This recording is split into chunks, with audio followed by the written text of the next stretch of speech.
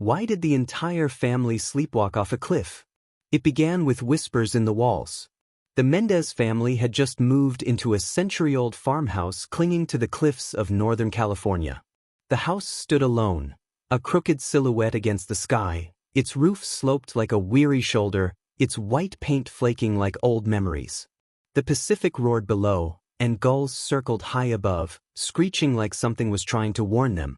Luis Mendez, a civil engineer from Sacramento, had always dreamed of escaping city life. His wife, Ana, had reservations, the kind she didn't voice until the second week, when she noticed the windows didn't stay shut at night. But it was their daughter, 11-year-old Sophia, who noticed the whispers first. She had the kind of curiosity that scraped at locked doors and corners adults ignored. One night 2 weeks after they moved in, she asked her mother, "Who sings at night when we're all sleeping?" Ana looked up from folding laundry. "No one sings, Carino." "Yes, they do," Sophia whispered. "In the hallway. And it's not English." Ana smiled, uneasy. "You probably dreamt it. Maybe it was the TV from next door." "There's no next door," Sophia replied. She was right. Abuela Carmen, Luis's mother, lived in the guest room upstairs. She didn't say much these days, mostly stared out at the ocean with eyes that looked back further than anyone could follow. But that night, Carmen knocked on Ana's door. "El viento habla," she said quietly. "It talks when we sleep." Ana told Luis. He laughed it off. "Old houses creak," he said. "There's a draft. There's wind. That's all." But even Luis had begun waking up unrest, the kind of exhaustion that lives under your skin. He chalked it up to the move, to work, to stress, until he found dirt on his feet one morning. And Sophia? She started drawing cliffs in her notebook. Black cliffs with shadows falling off the edges. The dreams began not long after. Each night, the family members, Ana, Luis, Sophia, and even Carmen, dreamt of the same thing. Fog, cold and thick, wrapping around their legs like chains. In the dream, they walked barefoot, silent, toward a cliff's edge. At first, no one said anything. Then Ana confessed during breakfast, trying to make light of it. "Weird dream last night. I was sleepwalking in fog. Creepy, right?" Luis paused.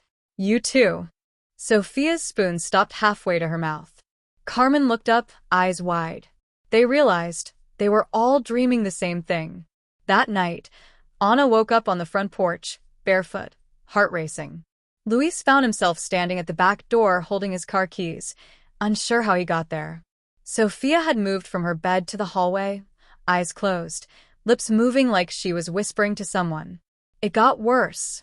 They bought locks for their doors. Motion sensors. Sleep trackers. But every morning, the locks were unlatched, the trackers blank, the motion sensors disabled. Luis installed cameras. And then they saw it. The footage from the first night chilled them to the bone. One by one, each family member sat up in bed, the same moment, 3:12 a.m. They rose slowly. Not groggy, not confused, but eerily calm. Eyes closed. Their faces blank, their movements synchronized. Carmen moved first. Then Ana. Then Luis. Then Sophia. They glided through the house like ghosts, barefoot, arms limp at their sides. No sound. No hesitation. They walked through doors they didn't remember unlocking. Past cameras they never saw. Always toward the cliff. The footage ended at the front door, the ocean wind catching Ana's nightgown like a flag. Every night after, it happened again. Each night, a little closer to the edge. Then one night, the footage stopped abruptly, 3:46 a.m. That night, the neighbor, Mr. Halverson, called 911. He'd woken up to let his dog out and saw them. All four, in single file, walking across the field between the house and the cliff. No flashlights. No shoes. No voices. Just the wind. He ran, shouting. He tried to reach them. He grabbed Sophia by the arm just as she neared the edge. The rest never looked back. They stepped into the fog. And were gone. Rescue crews searched for days. Helicopters. Divers. Dogs. No bodies. No blood. No signs of a fall. Just the cliff. quiet, cold. like it had swallowed them whole. The town buzzed with rumors. Some said it was a cult.